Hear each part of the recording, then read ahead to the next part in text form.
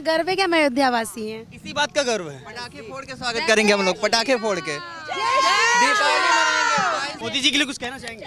हाँ, मोदी जी काफी अच्छा है। Modi ji, thanks a lot, thank you so much prime minister sir.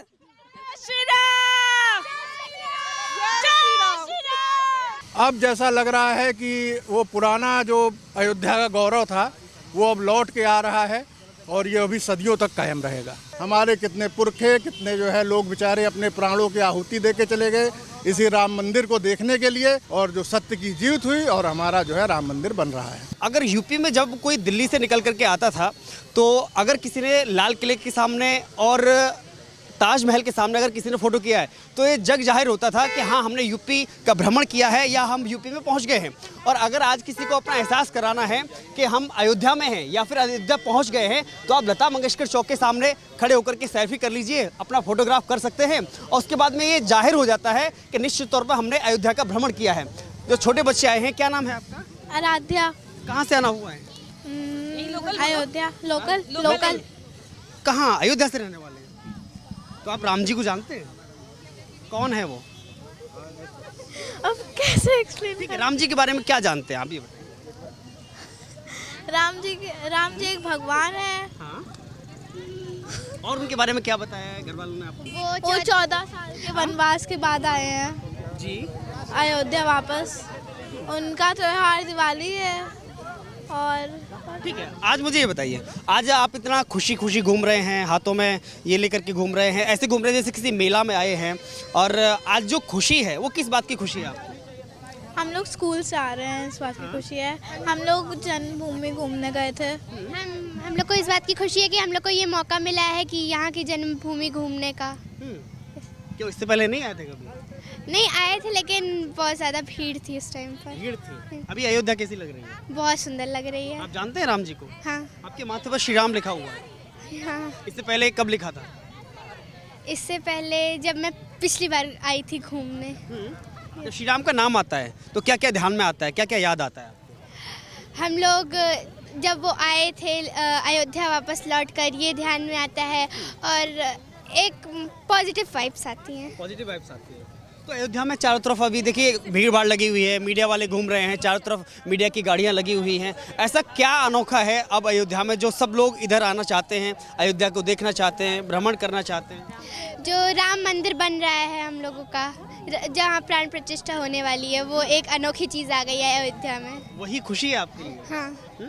लंबे समय से इंतजार था इस बात? हाँ, बहुत ज़्यादा इंतजार था। क्या कहना चाहेंगे, किस लिए ये सब हो पाया है?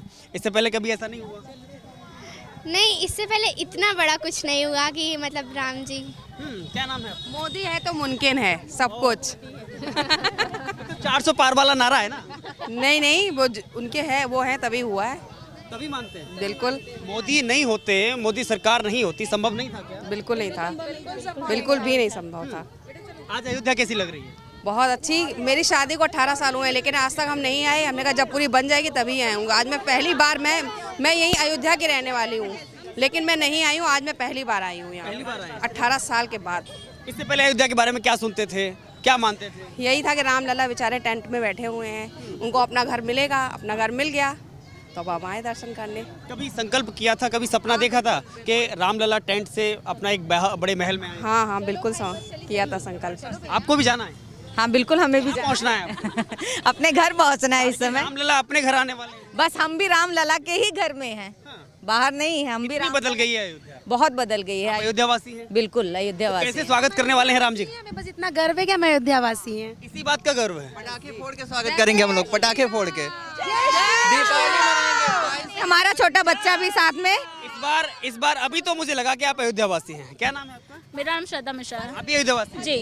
तो लंबे समय से इंतजार था इस पल का? हाँ बिल्कुल इंतजार था। हमने दर्शन कर लिए, अब हम अपने घर, अपने स्कूल की तरफ रवाना होंगे। और वहाँ कितना बदल गई है अयोध्या? बहुत बहुत बदल गई है। हमें बहुत अच्छा लग रहा है। मतलब पहले जो था उससे बहुत 10 गुना 20 गुना 100 गुना ज्यादा हो गया है। समझिए पहले कुछ भी नहीं था, अब बहुत ज्यादा हो गया। कैसे संभव हुआ? इतनी बदल गई है कि पहले लोग आप नहीं जलाते थे, प्रयासों से हुआ। मीडिया नजर नहीं आता था, मीडिया नजर प्रयासों से हुआ। मोदी जी लगातार लोगों के प्रयासों से हुआ। सब चाहते थे। मोदी जी के लिए कुछ कहना चाहेंगे?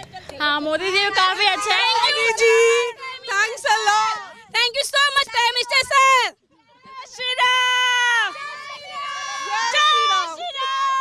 से आना हुआ है? लखनऊ से। आज कैसी लग रही है अयोध्या?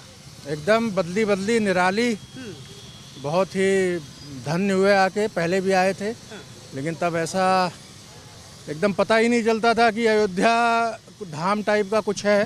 केवल हनुमानगढ़ी और श्री राम लला के दर्शन करके हम लोग लौट जाते थे, लेकिन आज जिस तरह से यहाँ का विकास हो रहा है तो और काफ़ी कुछ यहाँ पे डेवलपमेंट हुआ है कि एक पर्यटन स्थल की तरह इसको विकसित किया जा रहा है, जो कि एक हिंदू समाज के लिए और दूसरा उत्तर प्रदेश के लिए बहुत ही बड़ा आगे जाके एक तरह से ये लोगों को रोजगार भी देगा और लोगों का इसमें जो है भगवान के दर्शन भी करेंगे लोग आके, और एक तरह से उनका पर्यटन भी हो जाएगा। जिस तरह से हम विदेशों में देखते हैं छोटी छोटी चीज़ों को किस तरह उभारा जाता है, और हमारे यहाँ इतने बड़े भगवान श्री राम का मंदिर होते हुए भी लोग इनसे वंचित थे। अब जैसा लग रहा है कि वो पुराना जो अयोध्या का गौरव था वो अब लौट के आ रहा है और ये अभी सदियों तक कायम रहेगा। लग रहा है कि त्रेता युग का एक दौर जैसा दिखाई दे रहा है, अयोध्या को उसी तरह से सजाया संवारा जा रहा है। बिल्कुल बिल्कुल बिल्कुल वही लग रहा है।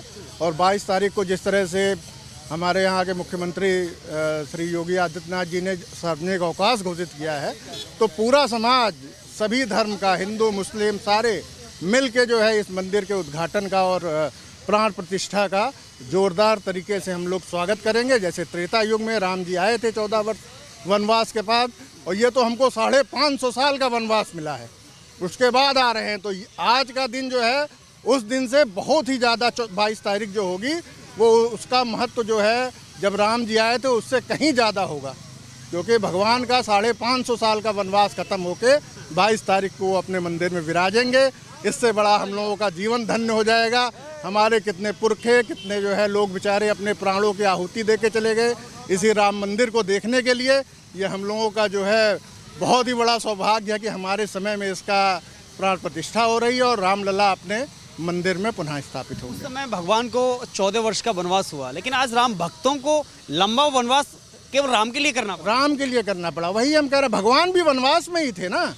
आप देखिए 550 साल से ना उनका कोई मंदिर था ना कोई स्थान था। ये तो आज़ादी के बाद किसी तरह से ताला खुला, उसके बाद जो है मूर्ति प्रतिष्ठापित हुई, उसके बाद से जो है हम लोगों ने कितना, ये तो हिंदू समाज के धैर्य की परीक्षा थी। हम लोग चाहते तो हम लोग 92-93% थे जब आज़ाद हुआ था देश, और इसी आधार पे, धर्म के आधार पे विभाजित हुआ था देश कि हम हिंदू यहाँ रहेंगे, मुस्लिम लोग अलग चले गए।